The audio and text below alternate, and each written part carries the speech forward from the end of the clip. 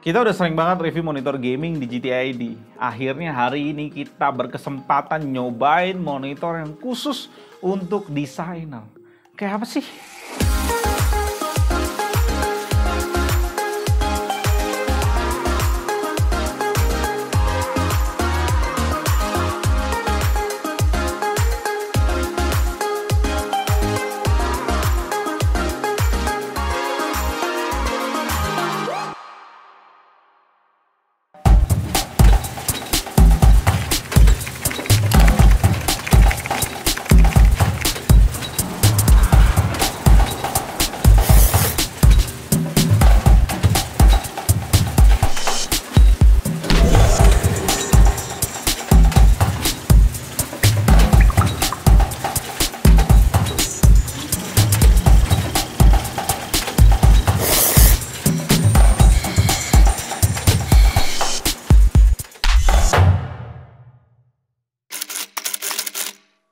Selamat datang di GTID, cara yang canggih di 2021. Asus ProArt PA278QV, kode monitor yang hari ini kita review. Di dusnya udah banyak banget marketing yang baru pertama kali ini gue lihat. Yang paling menarik perhatian gue adalah dia tulis WQSD yang artinya 2560x1440p. Dan pas gue cek, ternyata itu bener loh. Gue pikir WQSD selama ini term buat sebutin 1440 di 21:9. Ternyata dari officialnya WQSD Wide Quad High Definition itu memang 1440p standar. Dan untuk 21:9 gue cek memang nggak ada official sebutannya tuh apa. Nextnya dia klaim 100% Rec 709 sRGB. Buat yang nggak tahu, Rec 709 sRGB ini sebenarnya sama kayak sRGB biasa, cuma dia dipakai di kamera dengan sedikit encoding berbeda di sistem warnanya kalau kita bandingin dengan PC ya. Dan dia juga ada 6 axis color adjustment. Nanti gue jelasin di bagian OSD monitornya. Kalau kita ngomongin sebuah monitor desain, di kepala kita apa sih yang nongol? Pertama, build quality dan desain yang harus bagus. Portnya yang udah lengkap, dan yang terakhir kualitas warna yang dihasilkan panel yang harus luar biasa. Ya luar biasa akurat dan mengcover banyak color gamutnya tinggi. Untuk dua hal yang pertama, Asus ini sediain buat lo, yang ini. ProArt ini sediain buat lo. Body yang cukup keren dengan desain yang fresh kita lihat dari Asus. Warna hitam dipadu dengan warna silver, desain bodinya agak bersudut. Kaki dan stand-nya dengan kualitas full padat besi yang membuat ergonomik stand yang mulus untuk dimainin. Untuk bagian port ini lengkap banget dan semua port ini ngadap ke bawah, jadi cocok untuk kita pakein bracket di VESA-nya yang 100x100 mm. Portnya udah super lengkap, DCI yang udah ada on dan off di monitornya. Satu DVI digital, satu HDMI 1.4, satu DisplayPort 1.2, satu mini DisplayPort, satu audio in, satu audio out, USB hub untuk power up, 4 USB downstream, 2 ngadep ke bawah, dan 2 lagi ada di kanan monitor. Di bagian atas monitor, di bawahnya logo Asus, ada lubang pembuangan panas sekaligus tempat keluar sound 2x2 watt di monitor ini. Kita tes sama-sama kualitasnya.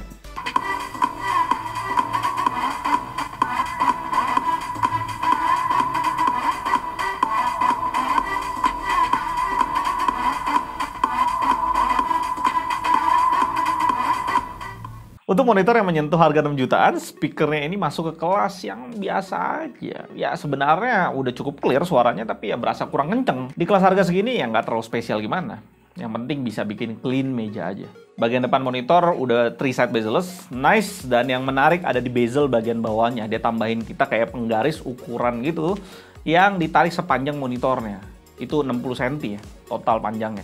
Untuk pengaturan OSD nggak terlalu spesial di sini karena masih tombol. Untuk hal-hal penting yang gue sebutin di awal, Asus ProArt ini udah memenuhi 2 hal. Yang pertama, desain dan bodinya yang udah bagus. 2, portnya yang udah lengkap banget. Untuk hal ketiga, urusan warna monitor nih, itu agak panjang penjelasannya. Kita lihat dulu kelengkapan monitornya saat kita beli. Kabel power, 1 kabel DisplayPort standar, 1 kabel HDMI, 1 kabel mini DisplayPort ke DisplayPort biasa, dan 1 kabel USB hub. Manual book yang nggak penting kita buang aja langsung. Bye, have a great time. Ada 2 surat yang dikasih, gue mau bahas di sini. Yang pertama, color calibration report. Berarti ini udah dikalibrasi langsung dari pabrik dan diklaim di surat pengetesan ini dilakukan di gamma 2,2 dan hasil average delta E-nya di 0,35. Alat yang dipakai Minolta Color Analyzer CA310. Surat yang kedua dibuat cukup mewah. Itu dalamnya juga bagus, kalian bisa lihat.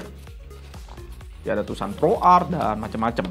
Intinya dari surat itu ditulis kalau monitor ini itu Calman verified. Dari website Monitor Nerds ditulis Calman ini perusahaan yang terpercaya seperti Datacolor juga. Dan memang punya program untuk brand-brand ini bisa ikut dan dapat sertifikasi dari Calman. Jadi dijamin Calman kalau hasil kualitas macam-macamnya, kualitas panelnya itu sesuai dengan standarnya Calman. Sementara ini yang ikut program ini baru Asus dan BenQ, dan nextnya ada MSI yang mau ikut juga. Hal yang gue mau sampaikan gini, karena ini sebuah sertifikasi dan brand-brand ini punya pilihan ikut atau enggaknya. Yang bisa gue tangkap gini, bukan berarti monitor yang punya sertifikasi pasti lebih bagus dibanding brand atau kode monitor yang belum disertifikasi. Karena itu ada sebuah pilihan, brand mau ikut atau enggak. Dan daripada penasaran kualitas ProArt ini, kita langsung tes kualitas panelnya. Ada 3 preset yang gue tes. Preset defaultnya itu ada di standar, preset sRGB, dan preset terakhir di 709. Kita bisa lihat di mode standar hasil color gamut kita dapetin lebih tinggi. Di 100% sRGB, 82% Adobe RGB, 86% DCI-P3, dan 78% NTSC. Di pengetesan brightness di mode standar kita dapetin maxnya 405,1 nits dengan kontras 920/1 dan white point agak biru di 7400 Kelvin. Di preset sRGB dia kunci brightness kontrasnya, jadi kita nggak bisa ubah-ubah. Hasilnya di 110,4 nits dengan kontras 800/1 dan white point di 6700 Kelvin. Next di preset 709, brightness-nya lebih tinggi dikit dibanding preset standar di 414,5 nits dengan kontras 910/1 dan white point di 7100 Kelvin. Next, kerapian warna di 9 titik monitor kita bisa lihat hasil preset 709 jauh lebih rapi dari dua lainnya. Di kerapian brightness kita juga bisa lihat preset 709 lebih unggul dari 2 preset lainnya dengan cuma 2 titik lebih 10% ke atas lebih gelapnya. Keakuratan warna kita lihat hasil 709 punya average paling rendah di 0,37 delta E, tapi maksimumnya masih kalah dengan preset standar di 4,57 delta E. Setelah dikalibrasi SpiderX, average di semua preset malah naik supaya bisa turunin biru 1F-nya. Jadi menurut gua nggak worth it dikalibrasi lagi. Overall rating dari Datacolor untuk ketiga preset ini sebelum dikalibrasi, preset standar dan sRGB di 4,5 poin dan preset 709 di 4,0 poin. Di preset 709 ini agak kurang di tone responnya. Gue bacain sedikit spek lengkapnya di website resmi Asus. 27 inch QHD resolution IPS panel flat, refresh rate maksimumnya 75 Hz, brightness diklaim 350 nits dengan kontras 1000/1 tipikal. Support FreeSync dan G-Sync compatible lewat DisplayPort. Panel bit depth gue nggak bisa temuin di website resminya, gue cek di display specification di 8 bits murni. Sekarang gue mau tampilin OSD-nya, mau kasih tahu kalian bedanya monitor profesional dengan monitor gaming atau monitor standar pada umumnya. Masuk ke menunya, kita langsung disuguhin preset. Nah, di sini standar sRGB dan Rec 709 mode yang gua tes Datacolor hari ini. Kita next. Di bagian sini ada brightness, contrast, dan lain-lain. Ini standar. Kita langsung ke paling bawah. Ini yang Asus sebut 6 axis color calibration kali ya, disebutnya gitu. Color. Nah, di sini ada 6 axis hue, 6 axis saturation, gain, dan offset. Untuk 6 axis ini, ketika lo masuk dua-duanya 6 axis itu bisa ngerubah RGB CMY, itu bisa lo atur. Yap. Dan 6 axis saturation juga, gue kasih show bentar. Wait, salah. Yap, ada 6 warna. Berikutnya gain ada 3, RGB dan offset juga ada 3. Fungsinya mungkin orang-orang profesional yang tahu ya. Kalian bisa bantu gue di kolom komentar di bawah, tapi lu bisa atur-atur semuanya. Pertanyaan gue adalah kenapa lu mesti atur-atur kalau memang dia udah akurat? Gue juga bingung ya fungsinya apa. Lu atur lagi setelah udah akurat.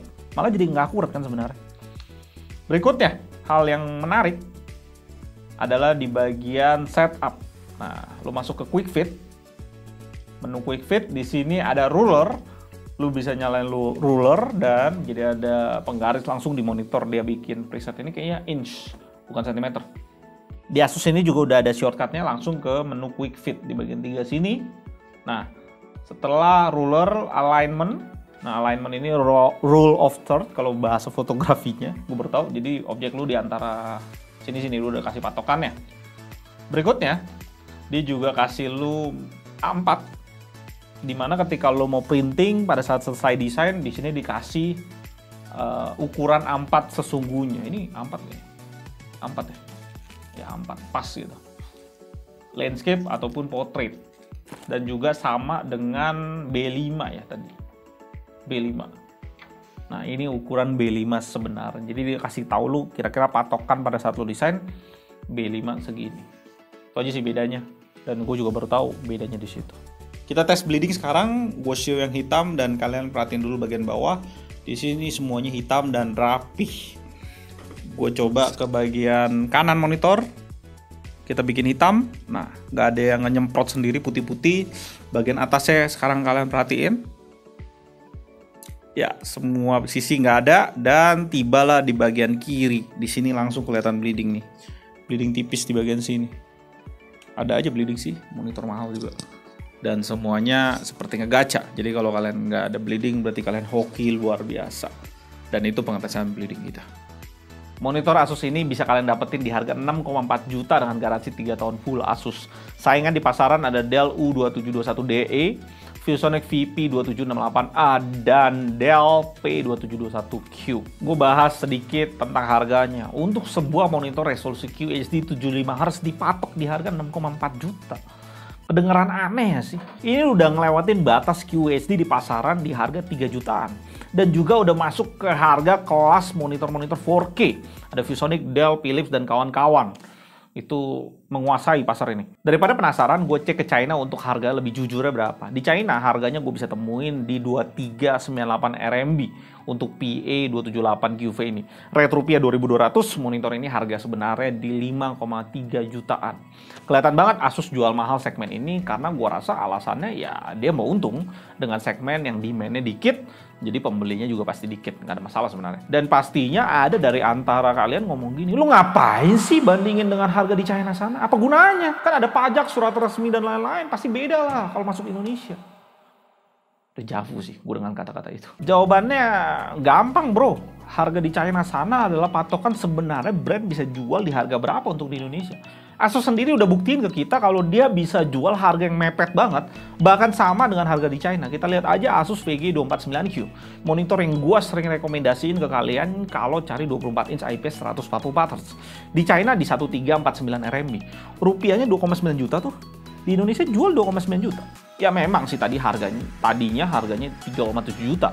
Kayaknya penjualannya itu nggak terlalu jalan gimana, jadi banting habis ke 2,9. Kelihatan ya Asus kalau mau ya bisa aja perang di harga yang murah untuk ProArt ini. Tapi pasti dia mikir, buat apa lebih murah kalau bisa jual mahalan? Toh saingannya nggak banyak juga. Sedangkan di VG249Q, Asus itu perang monitor gaming udah sengit banget. Dia naik 100 sampai 200 ribu di segmen itu ya mempengaruhi sales. Sementara di ProArt ya bisa agak longgar untuk patok harganya tinggi. Kalian pasti pernah dengar kata-kata kayak gini. Kalau lu mau gaming, belilah monitor gaming. Kalau lu mau desain, belilah monitor desain kayak ProArt ini. Gue juga setuju akan hal itu. Tapi gini, gue coba tampilin ke lu color gamut dan color akurasi dari ProArt ini di preset 709. Dan di sebelahnya gue bandingin data pengetesan dari monitor lain. Dari hasil itu kira-kira lu akan pilih yang mana? Kalau kita lihat color gamutnya, jelas ini membantai ProArt. Color akurasinya memang ProArt bagus banget. Average-nya sangat-sangat rendah dan akurat di 0,37 delta E. Tapi warna biru 1F-nya sangat tinggi di 5,60 delta E. Sedangkan monitor di sebelahnya, apakah kurang akurat dengan max-nya 1,67 dan average-nya di 0,68? Ya hasil yang gue bandingin di sebelah ProArt itu monitor gaming MSI MAG 274 QRF-QD Quantum Dot 27 inch QHD IPS 165Hz. Pertanyaan gue ulang, kira-kira lo akan pilih yang mana? Iya, gue tahu MSI harganya 7,4 juta di Indonesia, tapi dianya aja yang mau jualan mahal karena gue bisa temuin di JD.com di harganya di 5 juta sampai 5,5 juta.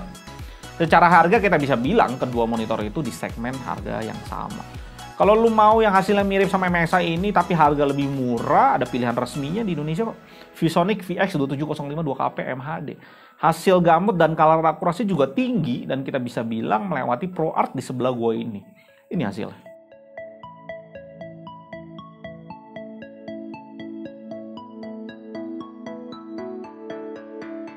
Pertanyaan besarnya, kalau lu punya duit 6 juta, lu akan pilih yang mana?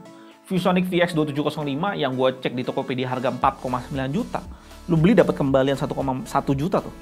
Warna gamut tinggi, color akurasi di bawah delta E2 juga dengan maksimum lebih baik dari ProArt.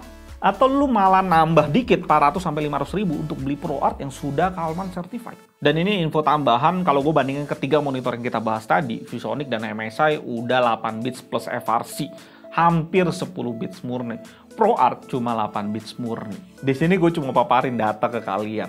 Dari data-data yang data Color Spider X sediain dan cek untuk ketiga monitor itu, gue bisa cukup ambil kesimpulan kalau monitor gaming zaman sekarang udah bukan sekedar buat gaming doang. Lu bisa, bahkan lu sangat bisa untuk editing juga. Di sisi lainnya, bukan berarti segmen profesional kayak ProArt ini nggak ada lebihnya ya. Karena kalau gue lihat secara keseluruhan hasil data color yang seringkali nggak dipedulin orang ya, di sana ada tone response, ada kerapihan brightness, ada juga kerapihan warna, color uniformity. Yang gue bisa bilang hasil dari ProArt memang kejaga dan lebih stabil di segmen-segmen itu.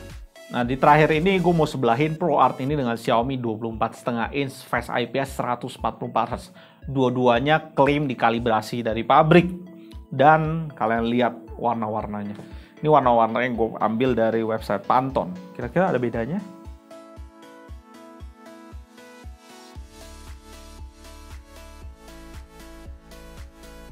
Ya, itu review kali ini dan kesimpulan yang bisa gue bagiin untuk para profesional. Carilah monitor dengan color gamut setinggi-tingginya. Tapi nggak berhenti di sana. Karena color gamut cuma mengindikasikan monitor ini bisa cover berapa banyak warna. Kita harus lihat faktor kedua, yaitu color accuracy. Ya, percuma color gamut itu tinggi, dia bisa cover banyak warna, tapi pas kita suruh nampilin warna, misalnya keluarin lu warna merah A20, dia nampilin merah A50, ya off 30 angka jadinya kan. Dan pastiin kalian para profesional punya kalibrator kayak Spider X ini supaya sempurnain kualitas warna di monitor kalian. Gue Elvin dari GTID, sampai jumpa di video berikutnya dan tetap. Oh iya, gue lupa ngomong, AOC lagi OTW kirimin ke kita sebuah monitor gila. AOC U27 U2D yang proklaim dirinya adalah 4K Master dan udah USB-C di harga 6 jutaan. Dan akan resmi di tahun ini. Perang monitor productivity sepertinya sudah dekat. Subscribe biar kalian gak ketinggalan video.